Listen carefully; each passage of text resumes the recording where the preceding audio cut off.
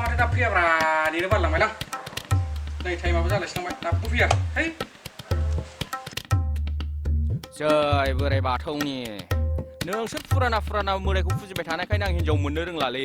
मानो मोनहोआब्रा नोंसोरलाय दा मोनो आंखौ नङाब्ला नोंखौ फुजानाय नङा आगै दुर्गाखौ फुजिनोसै दा लामायाव लोगो मोनो आंखौ सासे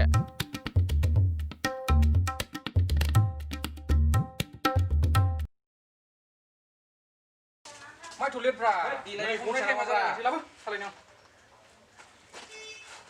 ओइ द्रलै आं माबा खाथाखौ बिदि दैग्रोनो ओइ अबा थांनोबाथाय एकदम खिनाया सिनायलै बेना नेथ' र' आं थांना फैग्रोनो सिख्लाफोर गनाय टाइमासो जालायलांबाय गैलालां बेखौ गनाय टाइमा जालायलांबाय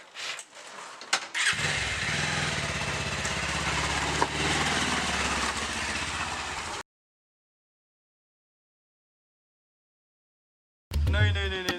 फेसबुक खुलिनाय लोगो लोगो आखाइ हानानै स्टेटास दोननायसो नुलायलांबाय दानि जुगनि सिख्लाफोर थैनो थैथारबानो जायोना फेसनसो मोनलाय लांलां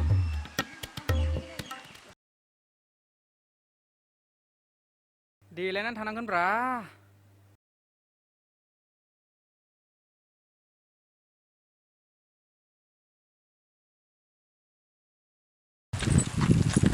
हेलौ जारौ राइट एन्ड होल्डिं शाटा end left end back where go मा होनखो बुजियासै आं इंलिस बुजिया खोमालै बर'नि बुंसै आं र' बे साथा लालायनानै सान्दुं गोसोआव बे हरलायनानै अबाव थांनो होनदा ए आं आब' गुमैनाव थांनो आलासि जाहैनो ओमफ्राय एथ' सान्दुं गोसोआव थाबायना थांसै नोङो आं माबा गारि नेदोंमोन गारि मोनैखाय थाबायदों ए हा माथो जायगायाव थांनो नागिरदों ओइ दा खोन्थाफारियाव थांगोन आङो ए आंबो बेयावनो थांनो नागिरखादों गाज्रि मोनाबा थांफाजागोन गारियाबो गोदानसोब्रा नाम्बार प्लेट जानाया बावाखै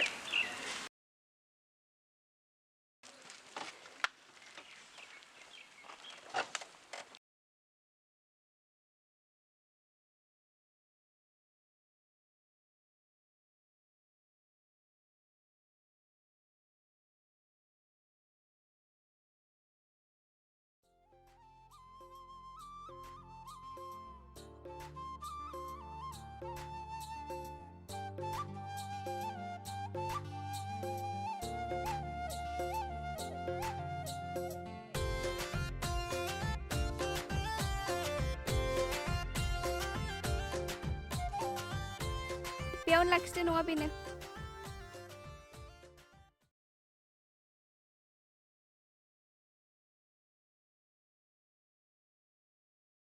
थेंक इउ आदा वेलकाम ओमफ्राय मा मुंमोनलाय आंना समायना ओमफ्राय नोंना आंना बिरसिं ओमफ्राय मबाइल नाम्बारखौ हरनो हागोन नामा हागोन दे लादो 7897275768 दे बिदिबा औ दे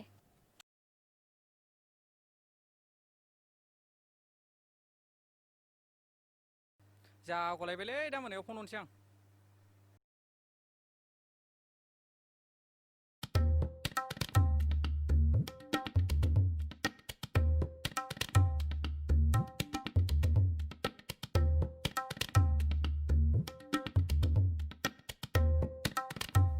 आब' आब' आब' आब' आब'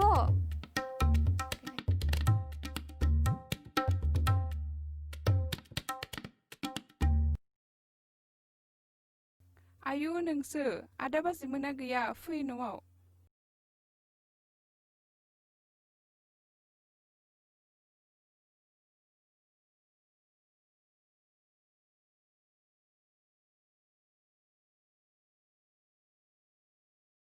फै ज'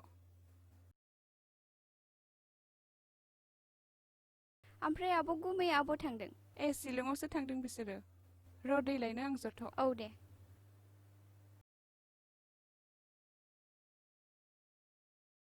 नो दैया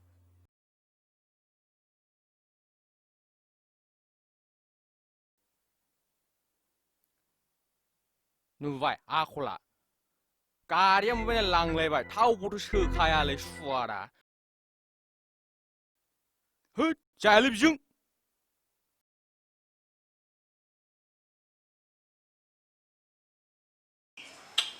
सानैसोनावथो हेबियानो नुदों दारि हनानै खामानियालाय माथो सानजौबायबोलाय थांनांसिगोन दारि लावफिनबानो जाबायमोनलै दारियाबो माबा लावानाबो सोर फन हरलायखोब्रा हेल' ओइ र' नै देलायदों थांगौ र' दसे नेथ' थांगौ औ बे माबा फ्लाइअभाराव ने दे 50 थाखानि सोना मा जाबाय थावा बारा गैयालै औ दे थांगौ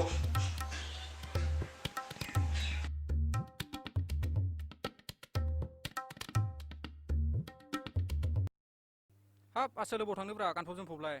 लेंहरदों बेरायनो होद बाइक नांथ'गौमोनलै बेरायहैनोसो नागिरदों आङो देहाखौ एसे बोरैबा मोनदोंमोन आङो हस्पिटालाव थांब्रबनोमोन आङो है जायालै नोंजोंबो नो थाब फैलै आरो थाव गैया थाव सोना लाबो सोखानायावथ' गैया साला सामफ्राम बाइक लांबाय थागोन आंनिफ्रायसो जायो आरो साला आंनिफ्राय खुनाय सुवादा जानायाथ' निजा जाखाया आंनिखौसो जायो ओइ हाय आरो घन्टासो नेथ'लै नै सासे लोगो माबा लोमजादोंनो माने मुलि लायनो थांदों हस्पिटालाव आराम खालामने टाइम जाफैगोनलै नै दासो माबाजों बस्था दे दा माबा फन हरना थांबा दे दोनथ' दे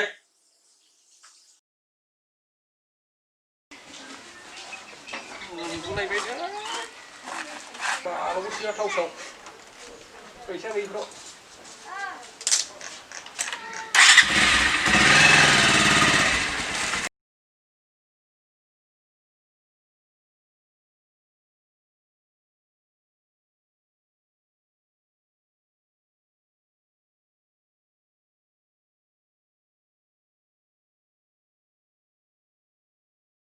हेलौ आं नोंसिनि गेटआव दं सफैबायमोन फैदो औ मोनफैबाय र' थांगौ होमबा आं औ दे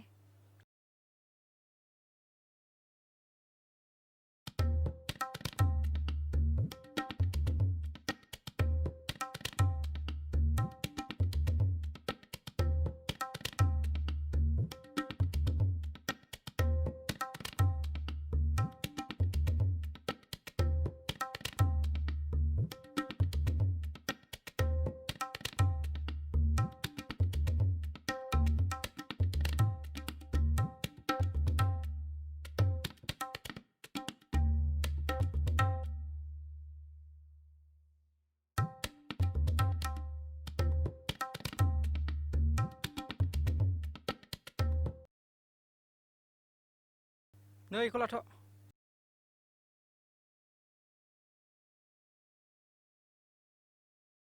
थु थाब सोरबा नुबा जारला जाथारगोन हैद गिनोल' नाङा मोजांल' हमथा रकेट बायदि सालायखायो आं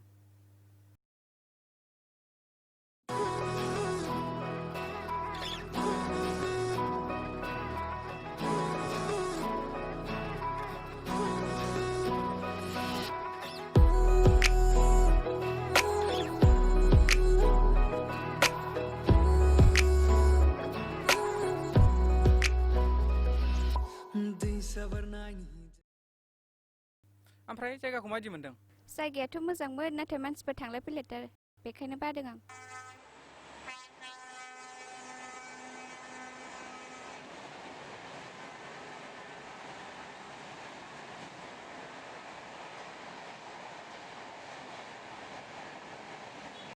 थ' बिदिबा मोजां पार्कआव बेरायनोसै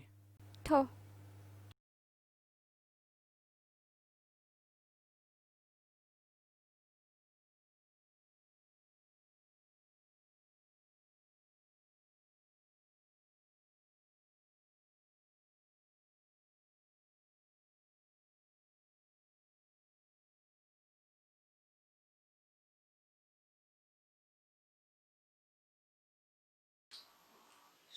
दाबो फैयाब्रा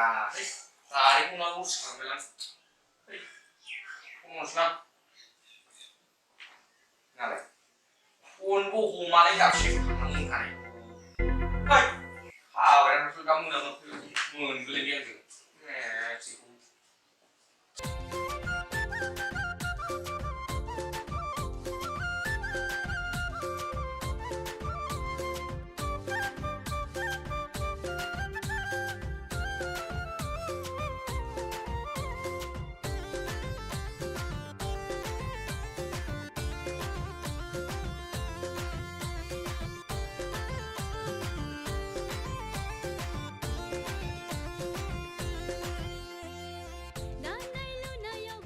दे बेयावनो जिरायनोसै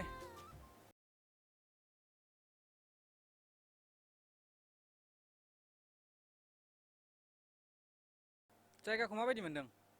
आंथ' मेरला गोजान गोजान जायगा बेरायहैयो बेखौ नायोब्लाथ' थानोनो समाया अरजाया जेबो नङा एडजास्ट खालामसा हाब नों बुंबानोथ' जायोमोन ना शिलं बेरायहैनो ना भुटान बेरायहैनो आं लांगौमोन ना आं फ्रायानो ओंखाम जानाय जाया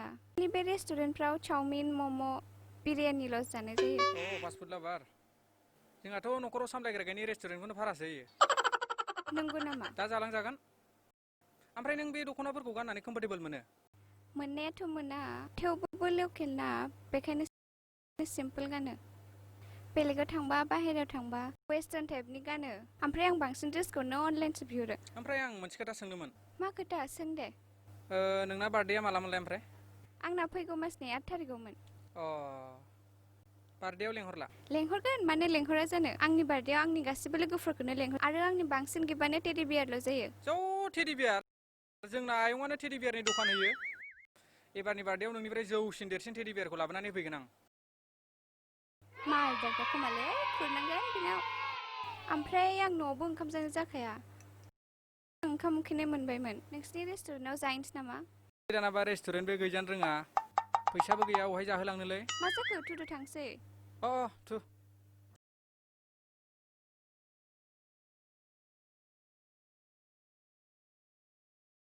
ओमफ्राय आदा आंनो आइफन 11 प्र बायना होलाय ख्र' ख्र' थाखा दंखायोलै गाबोन बायना होगोन आं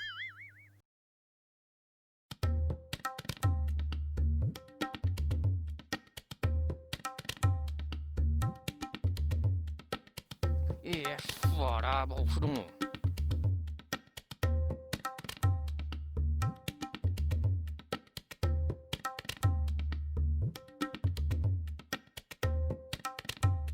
गारियाथ' आंनिसोलै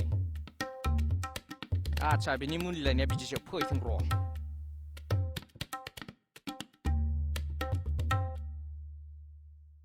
थाखुमाना थानां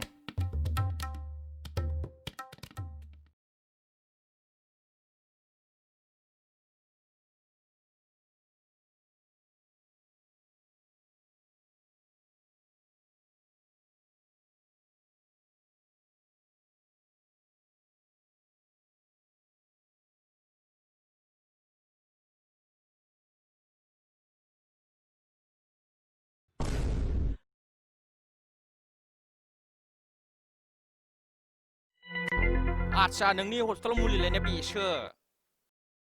दासिमबो साइकेल बोरायखौनो बायना होजाया साला मालाय गारि लानानै थावखौबोथ' सोखायालै सोदोंलाय लाबो गारि साबा लाबो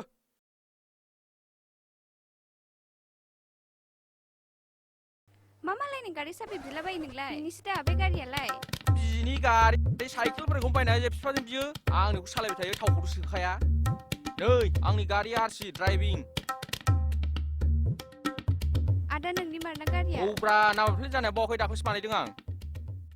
मालायनि गारि लानानै आंखौ फसायनो दिनैनिफ्राय नों आंनाव फन SMS हाइक लाइक वाट्सएप फेसबुक जेरावबो SMS दाहर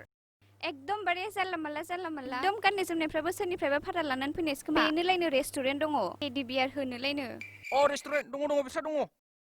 ओइ माबा ओरै नारग्रा साखा खब्रै फख्रि फानग्रा दङ रेस्टुरेन्टआ मालाय लामायाव फानो आरोना फख्रि नोंनिख्रुइ साबसिन आंनि एक्सेलासोमोन खोमा ड्रेसफ्राबो भारा लानानै फैनायसो खोमा आदा नोंनि मारना गारिया औब्रा आंनिनो कारबो दं आंनाव माबा वास खालामसो गारबोदों आङो आदा बिदिब्ला आंखौ न'सिम दोनलांदो ना दोनलांजागोन मा जायगायाव बै दाखोन्था भारायाव थु थांनोबालाय बिदि दा थगायखौलाय बेथा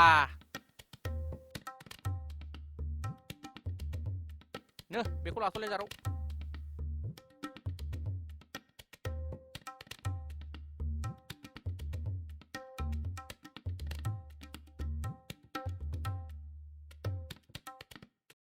जाबा जामा मानसिफोरखौ गोसथोब्रा नोंसोरलाय आंखौ गोसथोबा जायोना एग्रि बिग्रि थाखा दं आंनाव थोस फाग्लाया जाहां जाहाङावनो लाना थांबायब्रा आंबो जा मोथो मोथो मोजां मोनबायमोनब्रा दा बोरै बावनो हाबावनांगौ आंलाय ओंखाम संनायाथ' दिनै आंनि फालालै सालाखौ फुरा दंनानैसो फुथारगोन आं बेखौ दिनै लोगोबाबो गद गैयालै आंजों गिबियावनो नोंथांखौ आंनि इउटुब चेनेलाव बरायबाय थ' दिनैनि बे भिडिअआ माबायदि मोनगोन नोंथांमोना खोन्थालायदो थ' गिबियावनो सरि होनग्रोयो मानो होनब्ला आं बुंदोंमोन दाख्लैनि मोनसे भिडिअ जे आंनि जि नेक्स्ट मा होनो भिडिअ बे भिडिअआ रांखिनि बिजि पार्ट 4 जागोन होनना बुंदोंमोन नाथाय दा आं दिनै सिखावनि सालाया खान्दा पार्ट 2 खौ दिनै नागारबाय आरो ना दा गोबां कनफिउज जानो हागौ बेखौ होनानै मानो नागारासै बेखौ मानो नागार होननानै थ' बे सिखावनि सालाया खान्दा पार्ट 3आ 2019 नि जुन ना जुलाइआवनो शुटिं जाखानायमोन आरो ना ओमफ्राय फुटेज ओरैनो दंगासिनो आंनाव ओमफ्राय माखासे मानसिफ्रा बिजिमोन नालाय बेनि थाखाय आं बेखौ नागारनाय जायाखैमोन आरो ओमफ्राय दिनैथ' नागारबाय मानसिफ्रा सोलाबबाय नालाय ओमफ्राय दा रांखिनि बिजि पार्ट 4